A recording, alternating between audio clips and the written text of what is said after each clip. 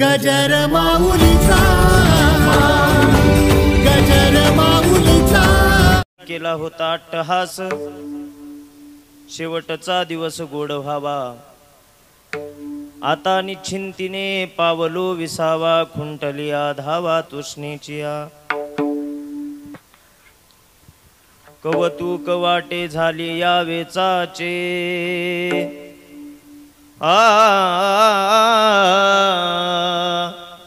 नाम मंगळाचे तेने गुणे.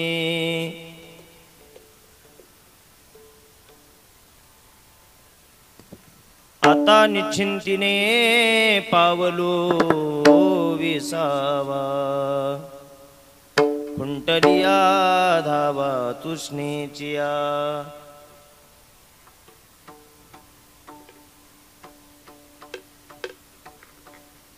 खुंटलिया धावा तृष्णेचिया. समचलन सरोजम सांद्रनिलांबुदाभं, जगननिहित पाणिं मंडनं मंडनानां. तरुण तुलसीमाला कंधरं कंजनेत्रं, सदयधवलहासं विठ्ठलं चिंतयामि. पंढरीच्या देवराया, पंढरीच्या देवराया, पंढरीच्या देवराया, दंडवत तुझे पाया, दंडवत तुझे, दंडवत तुझे पाया, दंडवत तुझे पाया, दंडवत तुझे पाया, दंडवत तुझे पाया. पंढरीच्या देवराया, दंडवत तुझे पाया, दंडवत तुझे पाया, दंडवत तुझे पाया. पंढरीच्या देवराया, दंडवत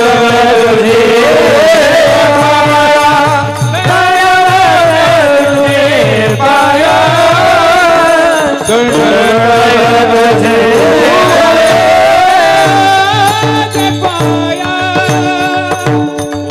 ज्ञानेश्वरा करुणा करा दयाळा, तुमचा अनुग्रह लादलो पावन झालो चराचरी. श्री गुरु चरण सरोज रज निज म्हणू मुकुल सुधारी. बलनव रघुबर बिमल जशु जोदाय कुफलचारी. बुद्धिहीन तनु जानिके, सुमिरो पवन कुमार. बल बुद्धि विद्या देहो मोही, हरऊ कलेश विकार. मनोजवं मारुततुल्य वेगं, जितेन्द्रियं बुद्धिमतां वरिष्ठं. वातात्मजं वानरयूथ मुख्यं, श्रीरामदूतं शरणं प्रपद्ये. शरदिन्दु समाकारे परब्रह्मस्वरूपिणी, वासरा पीठनिलये सरस्वती नमस्तुते. सेवे लागी सेवक झालो, तुमच्या लागलो निज चरणा. साहो स्वामी तुकया देवा, देवा यावरी न करावा अवही. तुमच्या लागलो निज चरणा, स्वामी तुकया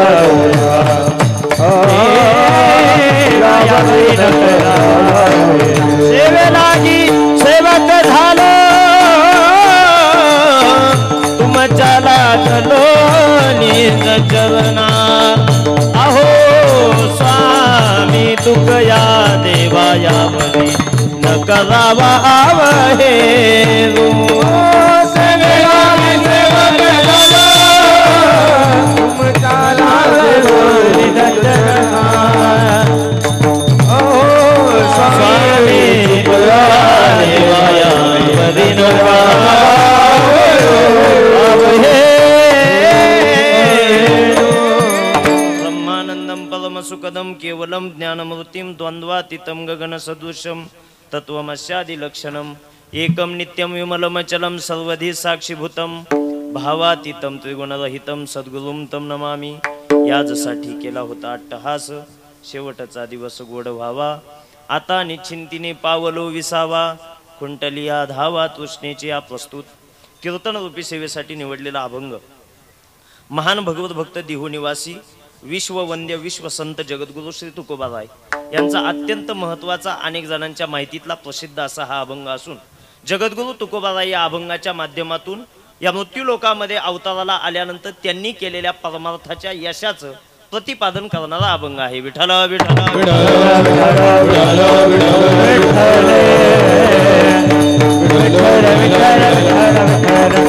तुकोबाराय या अभंगाच्या माध्यमातून त्यांना जे परमार्थिक यश मिळालं त्याचं प्रतिपादन किंवा त्याचं दिग्दर्शन या अभंगातून करतात.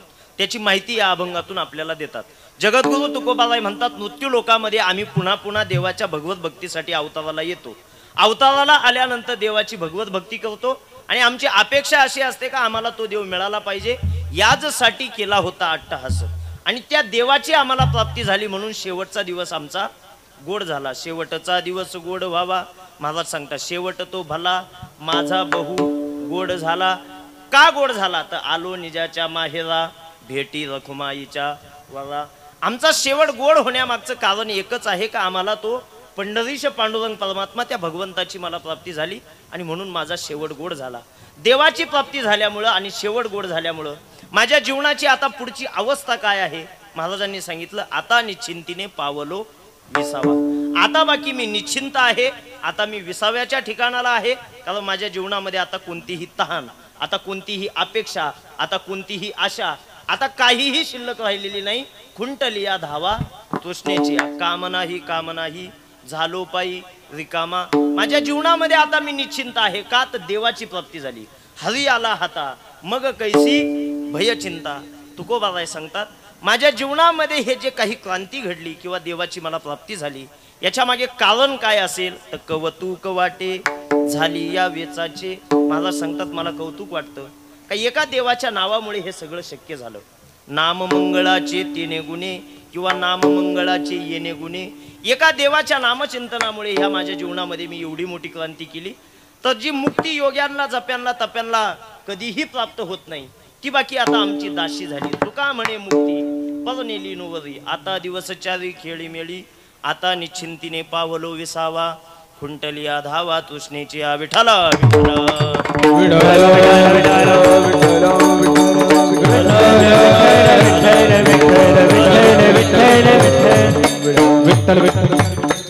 कैलासवासी. थोडा बेस द्या आणि आवाज वाढव. थोडा मोबाईलचा आवाज थोडा कमी करा अजून थोडा. हॅलो.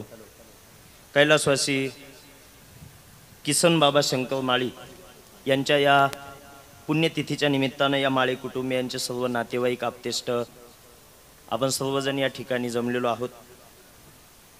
कैलासवासी किसन बाबांच्या आठवणींना उजाळा देण्यासाठी त्यांनी आयुष्य जगत असताना त्यांना मिळालेल्या आयुष्यामध्ये त्यांनी केलेल्या कार्याचा गुणगौरव गाण्यासाठी आपण सगळेजण या ठिकाणी जमलेलो आहोत.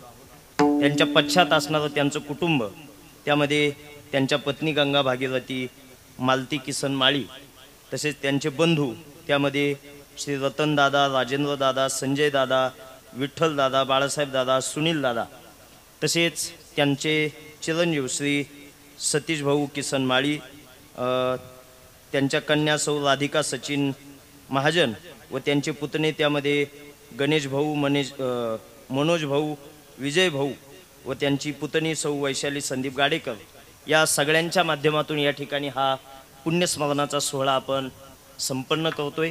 या निमित्तानं ही कीर्तन सेवा ज्यांच्या पुण्यतिथीच्या निमित्तानं आपण जमलेलो आहोत. खरं तर आमच्या गायनाचार्य वैभव महाराज यांचे ते मामा होते आणि वैभव महाराजांच्या स्नेहसंबंधातून वैभव महाराजांची आणि आमची एक सांप्रदायिक मैत्री आहे. अत्यंत महाराष्ट्रामध्ये नावलौकिक झालेले वैभव महाराज त्यांनी या ठिकाणी मला त्यांच्या मामाच्या वर्षश्राद्धाच्या निमित्तानं आग्रह करून दीपक महाराजांच्या माध्यमातून माझ्याशी संपर्क केला. म्हणून मी तुमच्या पुढे आहे.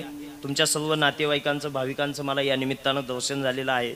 उपस्थित असलेले सर्व विद्यार्थी मंडळी, जे काही आता उन्हाळी शिबिरं चालू आहेत, हरिभक्तपरायण किशोर महाराज, दीपक महाराज यांच्या माध्यमातून पांगरी या ठिकाणी जे आध्यात्मिक सुसंस्कार शिबिर चालू आहे, या संस्कारातील काही शिबिरातील काही विद्यार्थी, आमच्या सांदीपानी गुरुकुलातील काही विद्यार्थी, दीपक महाराजांकडे क्लासेसच्या निमित्तानं पखवाज शिकण्यासाठी येणारे विद्यार्थी, या सगळ्यांच्या माध्यमातून या ठिकाणी कीर्तनाला साथ संगत आहे.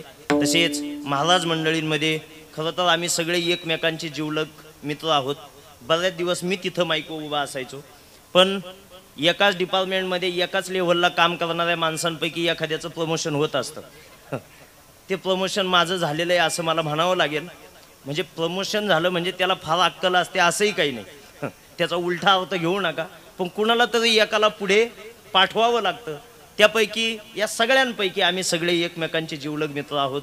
त्यामध्ये मृदंगाचार्य महाराष्ट्रातील प्रसिद्ध असे मृदंगवादक आणि अत्यंत गोड असा पखवाज वाजवतात असे माझे मित्र हरिभक्तपरायण दीपक महाराज. खरात त्यांचे मी आभार मानतो, त्यांना वंदन करतो. हरिभक्तपरायण गायनाचार्य वैभव महाराज वेलजाळी, त्यांनाही वंदन करतो. ज्यांनी या ठिकाणी पहिली चाल गोड अशी गायली हरिभक्तपरायण गायनाचार्य माझे मित्र शरद महाराज दिघे, त्यांनाही वंदन करतो. हरिभक्तपरायण गायनाचार्य अक्षय महाराज, त्यांनाही वंदन करतो. आणि ज्यांनी पंचपदीपासून तर पहिल्या चालीपर्यंत पखवाज वाजवला असे माझे मित्र हरिभक्तपरायण क्षितिज महाराज, त्यांनाही वंदन करतो.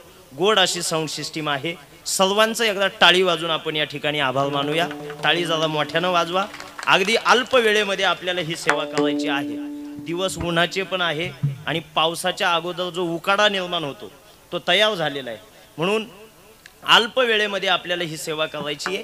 पण या सेवेच्या निमित्तानं अतिशय शांत मनानं आपण देवाचं भजन हाताने टाळी वाजवावी अशी मी सगळ्यांना विनंती करतो आणि या सेवेला सुरुवात करतो. टाळी वाजवा. विठ्ठल विठ्ठल विठ्ठल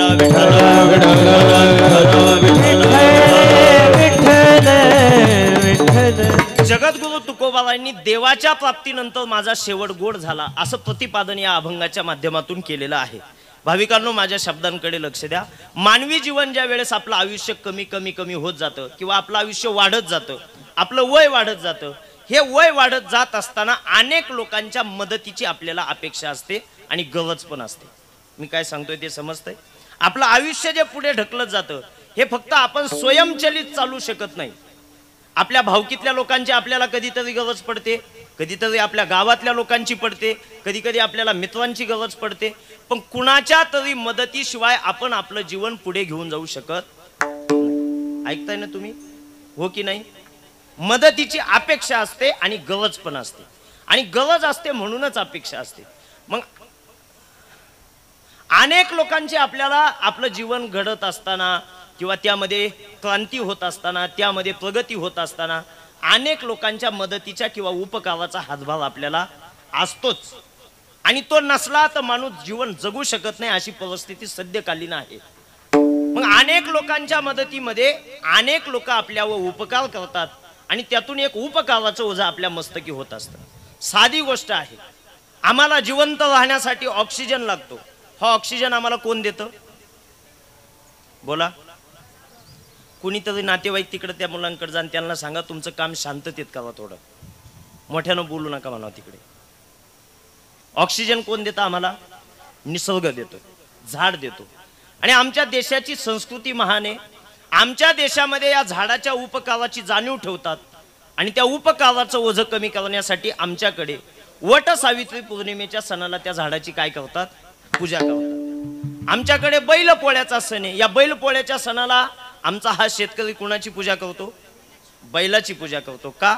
तर माझ्या आर्थिक उन्नतीमध्ये किंवा माझ्या प्रापंचिक उन्नतीमध्ये मी जे शेतीमध्ये कष्ट करत असतो, माझ्या खांद्याला खांदा लावून माझ्याही पेक्षा जास्त कष्ट करणारा हा मुका प्राणी आहे. म्हणून वर्षातला एक दिवस आहे, त्या दिवशी जी मिरवणूक असते ती मुक्या प्राण्यासाठी असते. त्या दिवशी नैवेद्य असतो तो बैलासाठी असतो. म्हणजेच आमच्या देशामध्ये केलेल्या उपकाराची जाणीव ठेवतात आणि त्या उपकाराचं ओझं कमी करण्यासाठी आमच्याकडे कृतिशील प्रयत्न केला जातो. आजचा जो सोहळा या ठिकाणी पुण्यतिथी विठ्ठल विठ्ठलचा उपकाराची परतफेड करण्यासाठी फक्त शब्दशः आभार मानले जातात. म्हणजे ज्याला मराठी भाषेमध्ये धन्यवाद म्हणतात आणि त्यांच्या भाषेमध्ये थँक्यू म्हणतात, यापेक्षा वेगळं काही करत नाही ते. पण आमच्याकडे कृती केल्या जाते आणि त्याचाच परिपाक म्हणून या ठिकाणी वर्षश्राद्ध आहे. आमच्या आई वडिलांच्या आमच्यावर अगणित उपकार असतात. त्या उपकाराचं वर्णन कोणताही व्याख्याता, कोणताही प्रवचनकार किंवा कीर्तनकार आई वडिलांनी आपल्यावर किती उपकार केले याचं यथार्थ वर्णन शब्दाच्या माध्यमातून करू शकत नाही आणि आई वडिलांच्या उपकाराची परतफेड कोणत्याही कृतीच्या माध्यमातून सुद्धा होऊ शकत नाही. पण ती जाणीव असल्यानंतर आमच्या या हिंदू धर्मामध्ये किंवा आमच्या हिंदू धर्माच्या संस्कृतीमध्ये त्या उपकाराची जाणीव ठेवून आमचे आई वडील गेल्यानंतर सुद्धा त्यांच्या उपकाराची जाणीव ठेवून असे काही विधी केले जातात, ज्यामध्ये दशक्रिया असेल, हे पुण्यस्मरण असेल, पिंडदान असेल, त्यांच्या नावानं अन्नदान असेल, त्यांच्या नावानं वेगवेगळ्या प्रकारची दानं. पण ऐका, आयुष्यामध्ये किती जणांचे उपकार विसरलो तर चालेल, पण 4 गोष्टींना कधीही विसरू नका. बोला, किती गोष्टींना विसरायचं नाही? 4 गोष्टींना विसरायचं नाही. त्यामध्ये 1, देवाला विसरू नका. 2, संतांना विसरू नका. 3, जन्म देणाऱ्या आई वडिलांना विसरू नका. आणि 4, आपल्या शेवटाला आपण विसरू नका. विठ्ठल विठ्ठल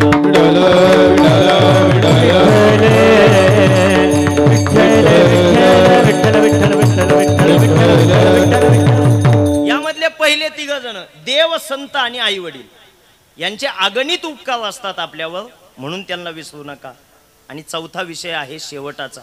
शेवट आपल्याला विसरत नाही म्हणून आपण त्याला विसरायचं नाही. विठ्ठल विठ्ठल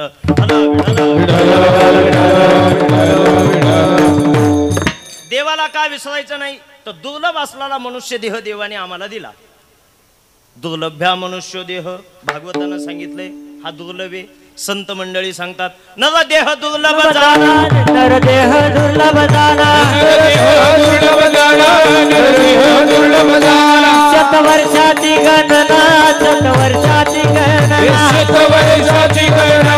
शतवर्षाची गणना, त्यामध्ये दुःख यातना, त्यामध्ये दुःख यातना, त्यामध्ये दुःख यातना, त्यामध्ये दुःख यातना. तुम्ही आठवा मधुसूदना, तुम्ही वाचदेव, तुम्ही वाचदेव, तुम्ही वाचदेव, वाचदेव म्हणा रे, तुम्ही वाचदेव, वाचदेव म्हणा, वाचदेव, वाचदेव म्हणा रे, तुम्ही वाचदेव, वाचदेव म्हणा, तुम्ही वाचदेव, वाचदेव म्हणा रे, तुम्ही वाचदेव, वाचदेव म्हणा, तुम्ही वाचदेव, वाचदेव म्हणा रे, तुम्ही वाचदेव, वाचदेव म्हणा.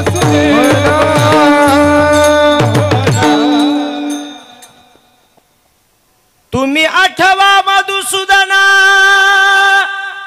हो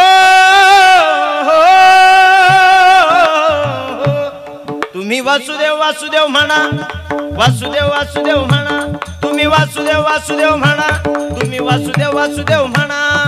नवदेह दुर्लभ जाणा, हा दुर्लभ आहे पण देवाने आम्हाला दिलेला आहे. द्यायचा म्हणूनही दिलेला नाही, खूप विशेष दिलेला आहे. मला सांगा, बोलण्याची कला कुणाकडे? झोपले का तुम्ही? बोलता कुणाला येतं? फक्त माणसालाच येतं. महिला मंडळ नळावर गेल्यावर इतक्या भांडतात पण कीर्तनात अजिबात बोलत नाही. पण कुठं भांडायचं असू द्या, नाही तर कीर्तनात बोलायचं असू द्या, ज्याला बोलता येतं त्यालाच जमतं. प्राण्या पक्ष्यांना बोलता येतं का? बोलण्याच्या पद्धती वेगवेगळ्या असतील. काही लोक गोड बोलतात, काही तिखट बोलतात. एक माणूस आजारी पडला, गावातले मित्र भेटायला आले, गावात दिसत नाही म्हणे 8 दिवस झाले. तो म्हणे ताप आला, हा ताप जातच नाही. एका मित्रानं डोक्यावर हात ठेवला, अरे थोडा ताप आहे म्हणे, एकदा डॉक्टरकडे गेला तर बरा होशील. त्या पेशंटला चांगलं वाटलं. पण याच पेशंटला भेटायला एक त्यांची पाहुणी म्हातारी गेली, महिला मंडळ. ती त्याला म्हणे काय झालं? तो म्हणे ताप आला, जातच नाही. ती म्हणे काळजी घे, आमच्या शेजारी मेलाय म्हणे एक जण या तापानं, आता हा जगन का? ह्या बोलण्याच्या काय आहे? पद्धती आहे. शहरातला मुलगा जर खेळायला गेला ना उन्हात, तर त्याची आई त्याला अगदी नाजूक आवाजात त्याला बंटी म्हणेल, त्याला बाळ्या म्हणेल, पण हळूच त्याला घरात बोलवते. पण खेड्यावरची पोरगा जर ऐकत नसला ना, की आई त्या पोराला म्हणते बाळ्या. अहो तुला लाज वाटते का बाळ्या? 2 मिनिटात सावलीत आला तर बरं आहे, नाही तर तुलाच काय, तो बापाला उभं चिरी म्हणते. ह्या बोलण्याच्या काय आहे? प्रत्येकाच्या वेगवेगळ्या पद्धती आहे. साधू संतांचं बोलणं, मधुरावाणी ओठी, तुका म्हणे वाव पोटी, मुखी अमृताची वाणी, देह देवाची कारणी, साच आणि मवाळ. पण बोलण्याची कला फक्त माणसाकडे आहे. माणूस बोलू शकतो, माणूस उभा आहे. विचार करण्याची क्षमता माणसाकडे. विचार माणसाला करता येतो तर सांगा मला, एखादी कृती करण्याच्या अगोदर आपण विचार करावा का ती झाल्यानंतर? सांग म्हणाव तुझे तू, फुकट थोडा झालाय का म्हणा? हा सांगा की मला. आपल्याला एखादी गोष्ट करायची, एखादी कृती करायची, त्याच्या अगोदर विचार असावा का नंतर? कधी अगोदर असावा. नंतर जो केला जातो त्याला विचार नाही म्हणत, त्याला एक तर आनंद म्हणतात किंवा पस्तावा म्हणतात. तुम्ही हातात घेतलेलं काम जर योग्य झालं तर तुम्हाला आनंद होईल, आणि विचार न करता केलं आणि त्यातून काही चुकलं तर तुम्हाला काय येईल? पस्तावा येईल. पण विचार करण्याची क्षमता मानवाकडे, आणि म्हणून तुकोबाबाई सांगतात विचारी जीवन असावं, त्यानं जीवनामध्ये आपण समाधानी होतो. विचारा वाचून नपविजय समाधान, नपविजय समाधान, नपविजय समाधान. विचारा वाचून नपविजय समाधान, नपविजय समाधान, नपविजय समाधान. विचारा वाचून नपविजय समाधान,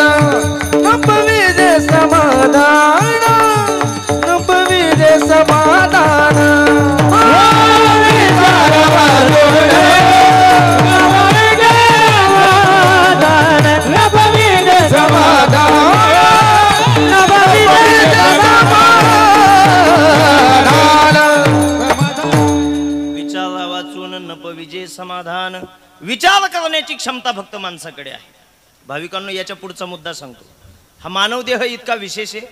जगाची लोकसंख्या 850 कोटीपेक्षा जास्त आहे आणि आपल्या देशाची 150 कोटीच्या आसपास. पण आपल्यासारखा सेम टू सेम माणूस तुम्हाला जगात पाहायला भेटत नाही. कुणी उंच आहे, कुणी ठेंगणं आहे, कुणी काळं आहे, कुणी गोरं आहे. महिला मंडळ, काही लोकांचं नाक असं तलवारीसारखं तीक्ष्ण असतं आणि काही लोकांची नाकं शोधावी लागतात. देवाने बनवलेली वेगवेगळी. इंगळे महाराज विनोदानं सांगायचे, काही उगाच अगरबत्ती छाप असतात आणि काही तब्येतीनं इतके सुटलेले असतात. पुण्याच्या बस स्टँडला 2 जण बसच्या खाली आले आणि हातात हात द्यायला गेले. दीपक महाराज इतक्या ढिरी सुटलेल्या होत्या, ढिरीला ढेव लागली पण हाताला हात लागला नाही. इतके देवाने वेगवेगळे बनवले. जे सावध आहेत त्यांना लवकर कळेल मला काय सांगायचंय, कारण कीर्तनामध्ये सावध असलं पाहिजे माणसानं. आता नेटवर्कमध्ये सुद्धा बदल झालाय. 3G वरून 4G, 4G वरून 5G. माणूस तितका अपडेट झाला पाहिजे. फक्त विज्ञान अपडेट होऊन चालत नाही, माणसानं सुद्धा अपडेट झालं पाहिजे. एका एसटी मध्ये कंडक्टर जवळ बसलेल्या मुलीला बोलला, ताई आयुष्यात खूप पुढे जाशील म्हणे तू. तिला आश्चर्य वाटलं. तिनं त्या कंडक्टरकडे पाहिलं आणि त्यांना बोलली, काका आपली भेट होऊन 5च तास झाले आणि तुम्हाला कसं एवढं भविष्य कळालं मी आयुष्यात खूप पुढे जाईल म्हणून? तो म्हटला, भविष्य नाही समजलं, मोबाईलमध्ये डोकं घालून बसली, तुझं गाव जाऊन 1 तास झालाय म्हणे, म्हणून मला वाटतं लय पुढे जाशील. आता हे समजण्यासाठी माणसं सुद्धा कीर्तनात सावध असले पाहिजे. वेगवेगळे लोक देवाने बनवले, दिसायला सगळे वेगवेगळे. कबीरदासांची भाषा आहे, गाडी तेरी रंग बेरंगी, गाडी तेरी बेस रंग बेरंगी, बैल तेरे गुलजार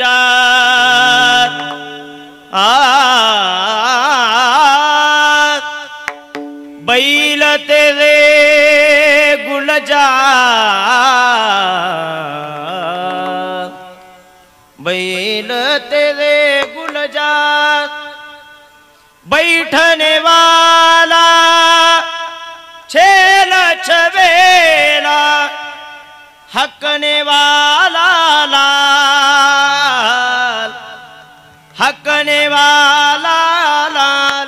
भैया रे टाळी वाजवा, भैया गाड़ी वाला, भैया गाड़ी वाला, धीरे से गाड़ी हाँ करे, धीरे से गाड़ी हाँ करे, धीरे से गाड़ी हाँ करे, गाड़ी हाँ करे, धीरे से गाड़ी हाँ करे, धीरे से गाड़ी हाँ करे.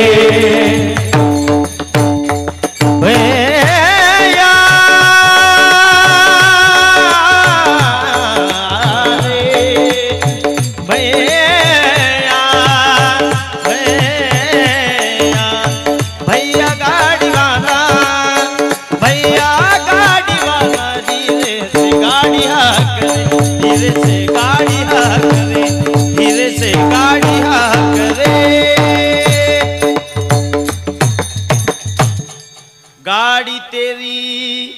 रंग बेरंगी. इथं सगळे देवाने वेगळे बनवले, पण देवाला का विसरायचं नाही त्याचा शेवटचा मुद्दा सांगतो. दुर्लभ असणारा मनुष्य देह देवाने आपल्याला दिला. देत असताना ॲडिशनल गोष्टी मानवाच्या ठिकाणी दिल्या. बुद्धिमत्ता दिली, ज्ञान दिलं, बोलण्याची कला दिली. आणि हे सगळं दिल्यानंतर सुद्धा आपल्याला जगवतो कोण, तर त्याचं नाव सुद्धा देवच आहे. भाविकांनो, संध्याकाळी झोपणं आपल्या मनावर आहे. झोपेतून कोण उठवतो? बोला की, देव उठवतो.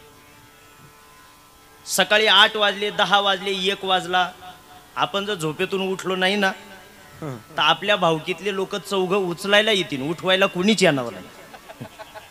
कारण 1 वाजेपर्यंत झोपल्यानंतर त्यांना, आणि हे भावकीतले लोक कमालीचे असतात, तसे कधी एकमेकांसोबत चांगलं बोलत नाही, पण एखादा गेला का लगेच चौघं एकत्र येतात. त्यावेळेस बाकी त्यांचं पटकन एकमत होतं. आम्हाला जगवतो कोण, तर तो देव जगवतो. चाले हे शरीर कोणाची असते, चाले हे शरीर कोणाची असते, चाले हे शरीर कोणाची असते, चाले हे शरीर कोणाची असते. चाले हे शरीर कोणाची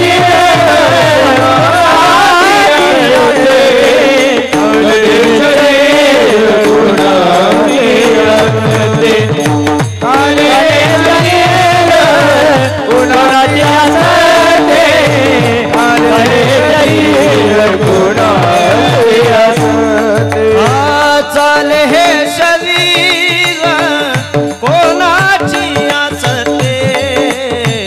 चाले हे शरीर कोणाची असते, चाले हे शरीर कोणाची असते, चाले हे शरीर कोणाची असते,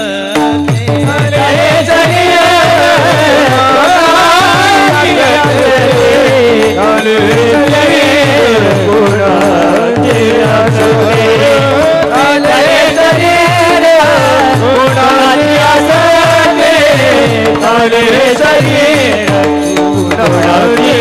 शरीर कोण बोलवितो हरिवीण, कोण बोलवितो हरिवीण,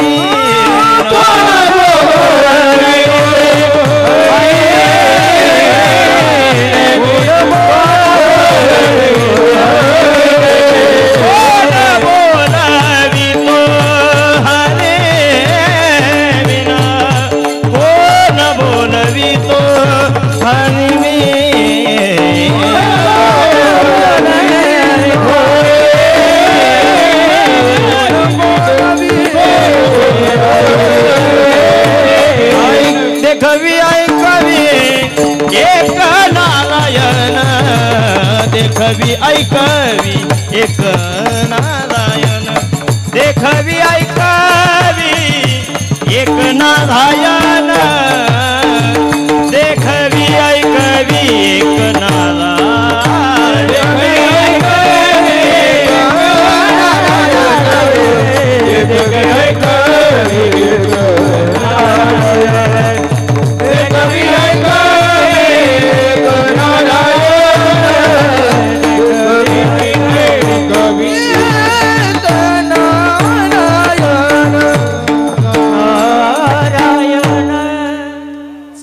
शरीर जरा सगळ्यांनी वाजवल्या तर बरं वाटलं असतं मला, नाही का? अशा 2-4 टाळ्या वाजल्या का मी जरा कन्फ्यूज होत असतो. माझं चुकलं का तुमचं चुकलं हे मलाच कळत नाही. त्याच्यामुळे सगळ्यांनी, आणि आमच्या संगमनेरकडे अशा 2-4 जणांनी टाळ्या वाजवल्या तर त्याला चव घातली असं म्हणतात. ऐका, देखवी ऐकवी एक नारायण. आम्हाला जगवणारा कोण असेल तर तो देव आहे. पहिला विषय, देवाला विसरू नका, देव आम्हाला जगवतो. पुढे चला, संतांना विसरू नका, संत आम्हाला जागवतात.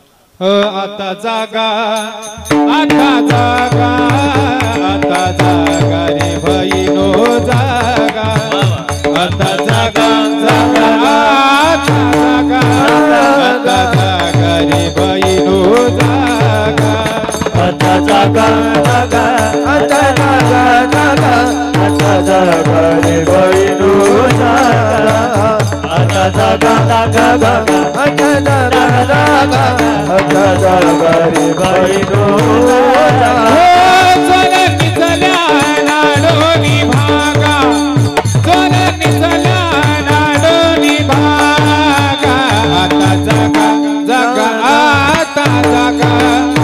आता जागा रे बहिणो जागा आता जागा रे बहिणो जागा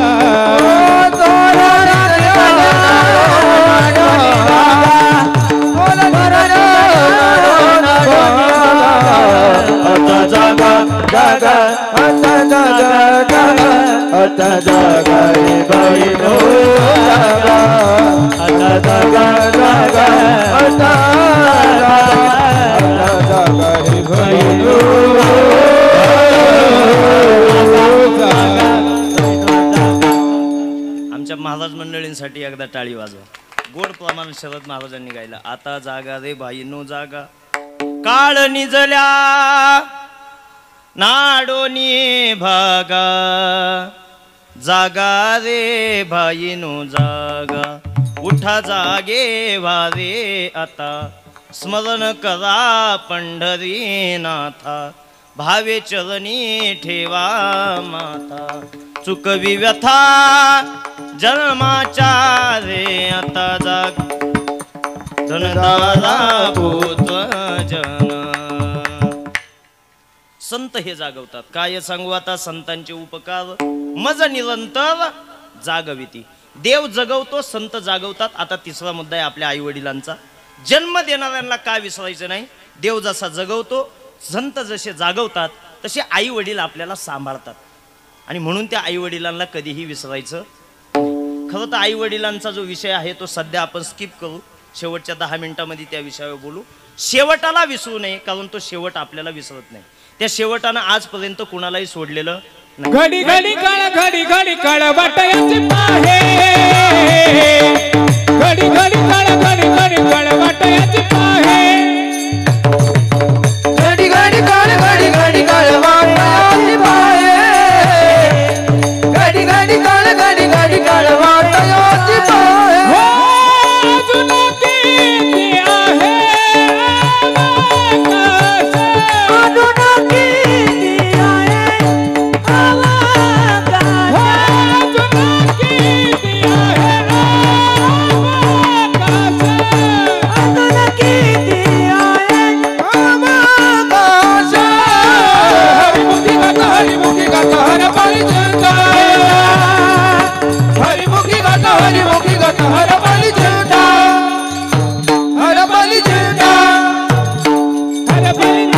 किती आहे घडी घडी काळ वाटयाची पाहे अजून किती आहे अवकाश. हा शेवट आपल्याला विसरत नाही म्हणून आपण त्याला विसरायचं नाही. महिला मंडळ एका गावात असं कीर्तन करत होतो आणि सांगितलं सप्त्याचं कीर्तन होतं. कीर्तनामध्ये मी सांगितलं या गावातले या कीर्तनात या मंडपात जेवढे बसलेले या गावातले एक ना एक दिवस सगळे मरणार. मी असं वाक्य बोललो. सगळा मंडप असा धीर गंभीर झाला. सगळ्यांना वाईट वाटलं. शांत बसले. पण एक पुढे बसलेली म्हातारी माझ्याकडे पाहून हसायची. सगळे लोक त्या मरणाचा विषय निघाल्यानंतर शांत झाले पण एकटीच हसायची. कीर्तन झाल्यानंतर मला भेटली. तिला म्हटलं म्हातारी मरणाची भीती नाही वाटत का? ती म्हणे काय भीती वाटायचं काम आहे? तू तर कीर्तनात सांगितलं या गावातले सगळे मरतील. मी थोडीच या गावातले शेजारचे आहे म्हणे. कीर्तन ऐकायला आले. मग आता काळ सोडणार आहे का हिला? काळाची पाहुणी काही. तो काळ कोणालाही सोडत नाही. अनेकांनी प्रयत्न केले. प्रल्हादाचा बाप हिरण्यकश्यपू देवा पुढे उभा आहे. देवाला म्हणतो देवा मला मरण नकोय मला अमल कर वरदान दे मला. ब्रह्मदेवानं त्याची समजूत काढली. हिरण्यकश्यपू देवादिकांना इथं थांबता आलं नाही. येथ नाही उरू आले अवतार येरते पामर जीव किती. भाविकांनो प्रभू रामचंद्र भगवान श्रीकृष्ण अवताराला आले. आज आहेत का? नाही. देवादिकांना जावं लागतं. संत सुद्धा थांबत नाही. येतो जातो आम्ही देवाची सांगाती तुका म्हणे गात देवनाम. संत हे येतात आणि स्वइच्छेनं जातात. या मृत्यू लोकामध्ये थांबत नाही. ते शिल्लक राहतात कार्य रूपानं, त्यांच्या ग्रंथ रूपानं, त्यांच्या अभंग रूपानं, त्यांच्या कीर्ती रूपानं या जगामध्ये शिल्लक राहतात. गेले दिगंबर विभूती गेले दिगंबर ईश्वर विभूती राहिल्या त्या कीर्ती जगा माझी राहिल्या त्या कीर्ती जगा माझी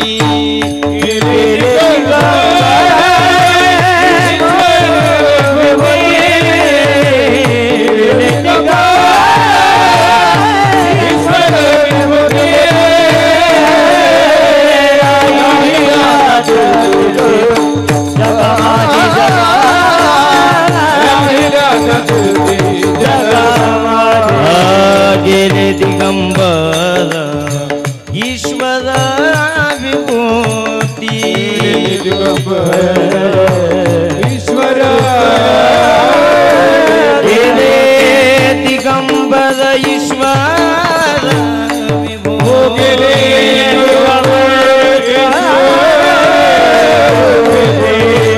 गेले दिगंबर ईश्वर विभूती गेले दिगंबर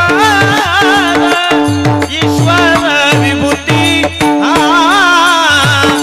राहिल्या त्या कीर्ती जगा माझी राहिल्या त्या कीर्ती जगा माझी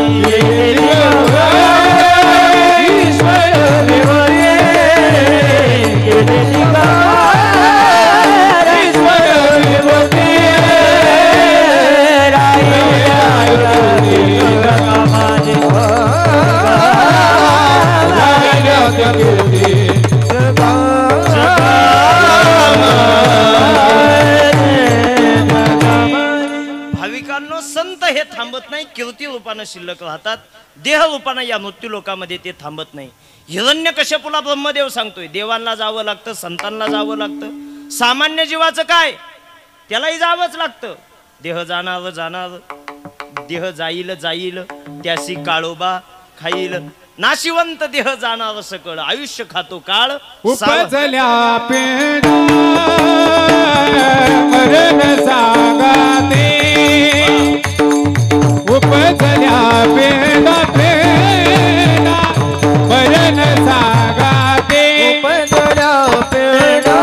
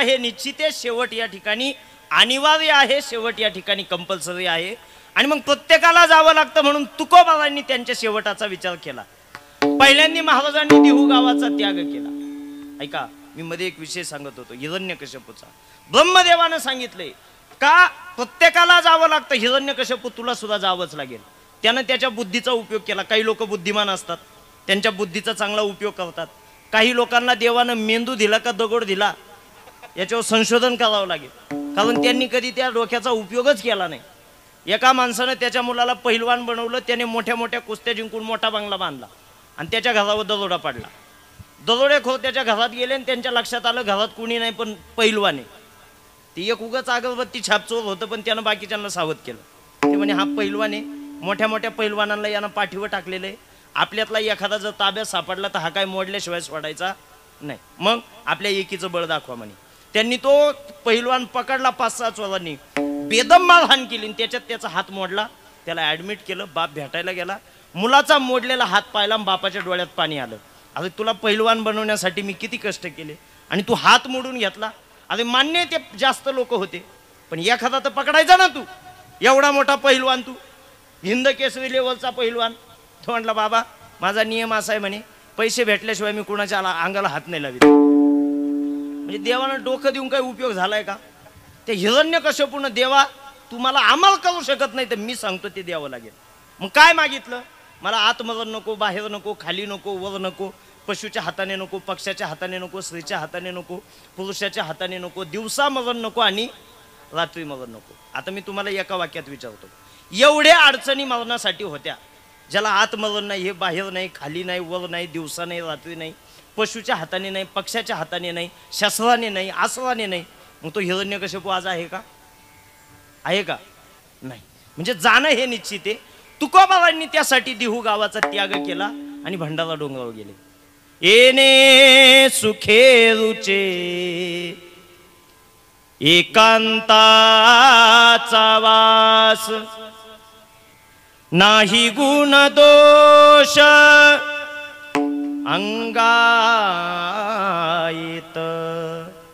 वृक्षवल्ली आम्हा सोय देवन चरे, वृक्षवल्ली आम्हा सोय देवन चरे, पक्षिणी सुस्वरे आळवीती, वृक्षवल्ली आम्हा सोय देवन चरे, वृक्षवल्ली आम्हा सोय देवन चरे.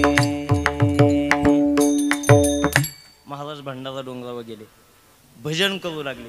दिवस आणि रात्र त्यांनी हाताशी एकच काम घेतलं, देवाची भगवत भक्ती. आणि म्हणून महाराजांचा शेवट बघा कसा आहे. या निमित्तानं मी दोन शेवट सांगेल. एक होता हस्तिनापुराचा मालक, 100 मुलांचा बाप, आंधळा होता पण भारत देशाचा सम्राट होता. त्याचं नाव होतं धृतराष्ट्र. त्याची मुलं 100, त्यांना आपण कौरव म्हणतो. हस्तिनापुराचा मालक आहे आणि भाग्यशाली इतका आहे भाविकांनो, देवानं जी गीता अर्जुनाला सांगितली ती गीता अर्जुनानंतर संजयाच्या मुखातून ऐकण्याचं सद्भाग्य या धृतराष्ट्राला लाभलेलं. पण एवढं चांगलं तत्वज्ञान ऐकून सुद्धा त्याच्या जीवनात तो थोडा सुद्धा बदलला नाही. असं आपलं पण आहे. आपण खूप कीर्तनं ऐकले, खूप प्रवचनं ऐकले. आता व्हॉट्सॲप म्हणजे तर मोठी युनिव्हर्सिटी झाली विचारांची. तिथं दररोज आम्ही मेसेज चांगले चांगले वाचतो, पण आपल्यात बदल होत नाही. काही लोक बदलतात, फक्त दाखवायला बदलतात, पण आतून बदलत नाही. एका माणसाच्या कपाळाला गण पाहिला आणि त्याच्या बायकोला म्हटलं भाग्य आहे तुमचं, इतका चांगला नवरा मिळाला. ती म्हणे काय झालं? म्हटलं पहा ना, कपाळाला गण, गळ्यात तुळशीची माळ. ती म्हणे महाराज त्याच्या गांधावर तुम्ही जाऊ नका, तो माझा नवरा आहे म्हणे. प्रत्येक कीर्तनाला गेला का नवीन चप्पलची जोड घेऊन येतो म्हणे तो, आणि त्याच्या गांधाच कौतुक तुम्ही मला सांगतात. म्हणजे लोक बदलायला तयार नाही. धृतराष्ट्रही बदलला नाही. युद्ध झालं. युद्ध झाल्यानंतर पांडवांचा विजय झाला. आणि कधी पण लक्षात ठेवा, कोणत्याही युद्धामध्ये सत्य माणसाचा विजय होत असतो. त्याच्यामध्ये उशीर असू द्या, विजयाला उशीर होऊ द्या, लेट होऊ द्या, पण ज्याची कास सत्याची आहे आणि जो सरळ मार्गे चालतो त्याचा विजय हा निश्चितच असतो. हे वाक्य मी याच अनुषंगानं बोललोय का भारत पाकिस्तान जे युद्ध चालू आहे, या युद्धामध्ये कदाचित विजयी होण्यासाठी आपल्याला उशीर होईल, पण विजय आपला हिंदुस्थानच होईल, यामध्ये कुठल्याही प्रकारचा शंका नाही. कारण सरळ मार्गी आणि सुविचारानं जे चालतात त्यांचा विजय या कलियुगात सुद्धा निश्चितच असतो. पांडवांचा विजय झाला. एकेकाळचा सम्राट राजा भाकरी खायला 5 पुतण्यांकडे आला, पांडवांकडे. या पांडवांमध्ये जो भीम होता ना, भीम बलशाली होता खूप. भाविकांनो, त्या धृतराष्ट्राचे 100 मुलं म्हणजे कौरव सगळ्याच्या सगळे एकट्यानंच मारलेले. कुणी? भीमानं. अर्जुनानं एक सुद्धा कौरव मारलेला नाही, एकट्या भीमानं मारलेला आहे. कारण ताकदच तशी होती. असं महाभारतात वर्णन आहे. युद्ध चालू असताना त्याच्या हातात जर काही शस्त्र नसेल तर तो रथाचं चाक पकडायचा, रथ असा गोल फिरवायचा, पुढच्या सैन्यावर फेकायचा. झाडं उपटायचा. तर काही सापडलं नाही तर त्यानं हत्तीची शेपटी धरली. झोपले का? कुणी? भीमानं. हत्तीची शेपटी धरली, गोफणीवाणी हत्ती फिरवलाय. ही ताकद कुणाची आहे? भीमाची. खायला बसला तर पाट्याच्या पाट्या खायचा. बलदंड होता, पण डोक्यानं बाकी तो कमी होता. ज्याला संगमनेरी भाषेत गुडघ्यात मेंदू म्हणतात. तो कधी जास्त विचार करत नव्हता कोणत्या गोष्टीचा. तो काय करायचा? धृतराष्ट्राला जेवण घेऊन तो जायचा. कोण? आयन जागे तुम्ही? कोण? भीम. आणि धृतराष्ट्रानं एक घास जेवणाचा तोंडात टाकला का तुझ्या पहिल्या मुलाचा युद्धामध्ये मी कसा वध केला ही कथा तो सांगायचा. भाविकांनो, मुलाच्या मरणाची कथा ऐकत असताना कोणत्या वापरला जेवण जाईल का हो? अशी एक एक कथा दररोज सांगायचा. आणि त्या धृतराष्ट्राला तो म्हणायचा, आंधळ्या तुला लाज वाटते का थोडीफार? 100 मुलांचा बाप 5 पुतण्यांचं खातो, कसं गिळतं तुला? टुचून बोलायचा. शेवटी धृतराष्ट्र वैतागला, जंगलात गेला. एक दिवशी जंगलाला आग लागली, अग्नीच्या बचावासाठी पळू लागला. पण आंधळा होता म्हणून अग्नीतून उठायचा आणि अग्नीत पडायचा. शेवटचं वाक्य ऐका. भारत देशाचा सम्राट राजा आहे, हस्तिनापुराचा मालक होता, पण अंतकाळाला जंगलामध्ये कुत्र्यासारखा जळून मेला. हा त्याचा शेवट एक. आणि याच्या उलट देहू गावात सामान्य कुटुंबात जन्माला आलेले जगद्गुरु तुकोबाराय. सत्ता काहीच नव्हती. गावातला पाटील आला, हनमाल करून गेला. काय खावे आता, कोणीकडे जावे, गावात राहावे कोण्या बळे. तुकोबाबांचे शब्द आहे, गावात राहावे कोण्या बळे. बळे कोपला पाटील गावीचे लोक लोक. कोपला पाटील गावीचे लोक. कोपला पाटील गावीचे लोक. कोपला पाटील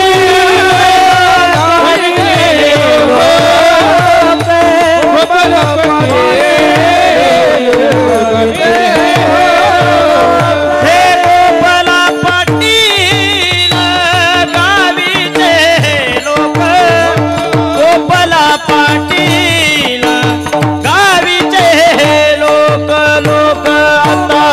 भीक कोण घाली, आता मज भीक कोण घाली. आता मज भीक कोण घाली. आता मज भीक कोण घाली. कोपला पाटील गावीचे लोक. कोपला पाटील गावीचे लोक. कोपला पाटील गावीचे लोक. कोपला पाटील गावीचे लोक. सामान्य जीवन आमच्या महाराजांचं. गावातला मंबाजी गोसावी नावाचा पाटील येतोय, तुकोबाबाईंना हनमाल करून जातोय. संपत्ती महाराजांची स्वतः सांगतात, आम्ही सदैव सुडके, जवळी येता चोर धाके. सामान्य पाहुणे गावाशी आजी आले ऋषिकेशी, काय करू उपचार, काय करू उपचार. कोप मोड की जर जर. महाराजांचं जीवन सामान्य, पण महाराजांनी शेवट गोड करण्यासाठी म्हणजे देवाची प्राप्ती होण्यासाठी भंडारा डोंगरात गेले. लोकांताचा त्याग केलाय. महाराज एकांतात गेले, फक्त देवाचं भजन करतात. दीन रजनी हाची धंदा, गोविंदाचे पोवाडे. महाराजांची अवस्था आहे, माझी मज झाली अनावर वाचा, छंद या नामाचा घेतलासे. गोविंद गोविंद मना लागली या छंद. मग गोविंद ते काया, टाळी वाजवा. गोविंद ते काया.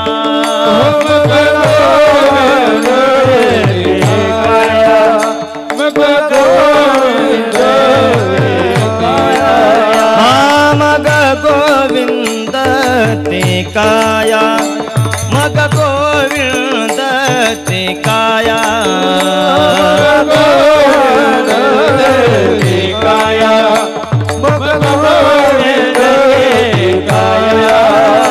भेद नाही देवा तया तया. भेद नाही देवा तया. भेद नाही देवा तया. भेद नाही देवा तया. भेद नाही देवा तया. गोविंद गोविंद गोविंद गोविंद.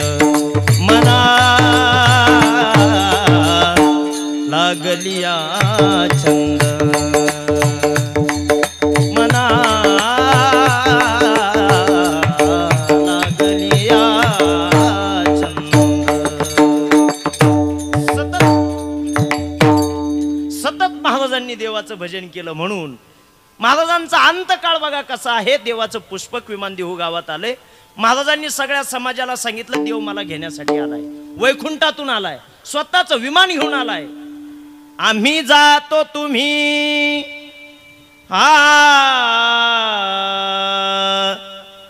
कृपा सुद्यावी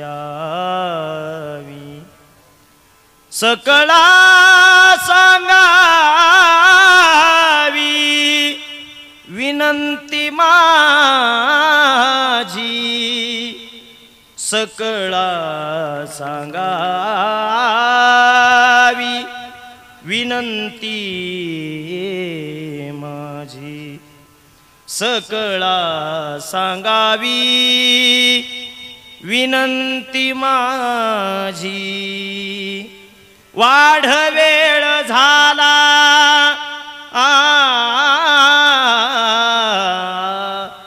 उभा पांडुरंग. महाराजांनी सगळ्या समाजाला सांगितलं माझी जाण्याची वेळ झाली. कुणाला यायचंय का माझ्यासोबत हे मी नाही म्हणत तुम्हाला. महाराज बोलले लोकांना. कुणी गेलं नाही महाराजांच्या सोबत. महाराज बायकोकडे आले. तिला बोलले अगं तू तरी चाल, वैकुंठाला जायचंय, देव आलाय घ्यायला, काळाची यमाची कशाची भीती नाहीये. महाराजांनी बायकोला अशी विनंती केल्यानंतर महाराजांच्या बायकोनं महाराजांना सांगितलं महाराज तुम्ही आपले एकटे वैकुंठाला जा, तुम्हाला करमलं तर पहा, नाही तर 10 दिवसांना पुन्हा देहूला या. हे कोण कोणास म्हणाले सर? कोण कोणाला बोलले? महाराजांची बायको त्यांना सांगते महाराज दोघं वैकुंठाला गेलो तर म्हशीला पाणी कोण पाजील. हे महाराजांच्या बायकोचे शब्द आहे. आणि मग महाराजांनी सांगितलं आता मला थांबता येणार नाही, जावंच लागेल, देव वाट पाहतोय. वाढ वेळ झाला उभा पांडुरंग, वाढ वेळ झाला उभा पांडुरंग, वाढ वेळ झाला उभा पांडुरंग, वाढ वेळ झाला उभा पांडुरंग, वाढ वेळ झाला उभा पांडुरंग, वाढ वेळ झाला उभा पांडुरंग, झाला उभा पांडुरंग, वाढ वेळ झाला उभा पांडुरंग. वैकुंठा श्रीरंग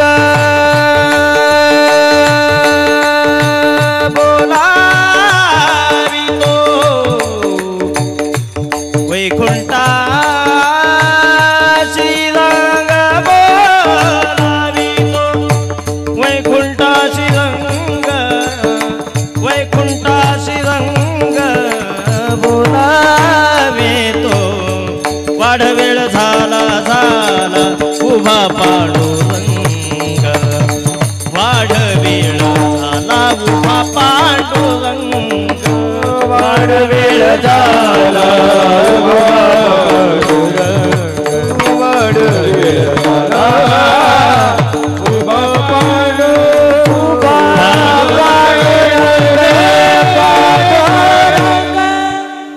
महाराजांची वाट पाहतोय देव. महाराज विमानापर्यंत गेले, विमानाकडे पाहिलं, विमानाकडे पाहिल्यानंतर महाराजांच्या लक्षात आलं उंची जास्त आहे. काळ उभा होता, त्या काळाला आवाज दिला. काळाला सांगितलं माझ्या पुढे वाक. काळ महाराजांच्या पुढे वाकला. महाराजांनी पहिलं पाऊल काळाच्या माथ्यावर टाकलं, दुसरं विमानात, आणि जगाला सांगितलं जगा काळ खाया आम्ही माता दिला पाय. आमच्या जीवनामध्ये भगवंताची प्राप्ती झाली म्हणून आम्ही काळावर विजय मिळवण्यास यशस्वी झालो, आणि देव मिळाल्यामुळे जन्म मरणाच्या या फेऱ्यातून आम्ही मुक्त झालो. म्हणून आमचा शेवट गोड झालेला आहे. अभंगाचं पहिलं चरण. यादसाठी केला होता डार, यादसाठी केला होता डार, यादसाठी केला होता डार, यादसाठी केला होता.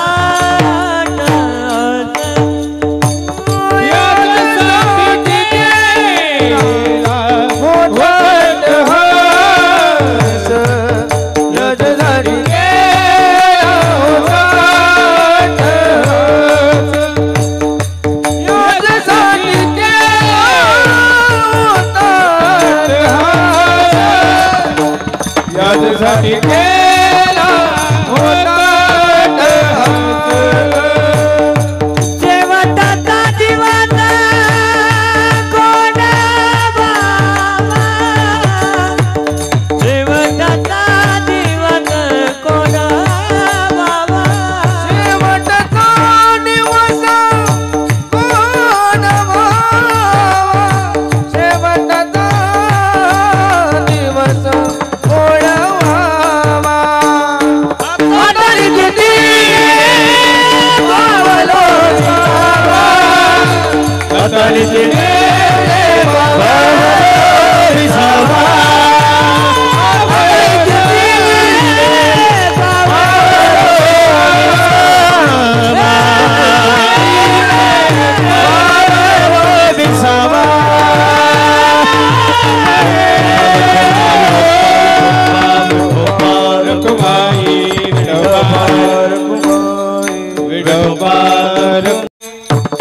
विठोबार कुमाई विठोबार कुमाई विठोबार कुमाई जय जय विठोबार कुमाई विठोबार कुमाई जय जय विठोबार कुमाई हरि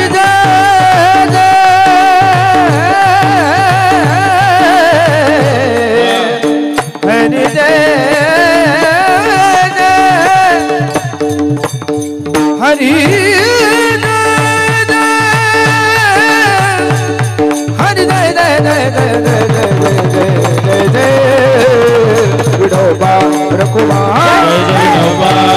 ताली वाजवा विठोबार कुमाई विठोबार कुमाई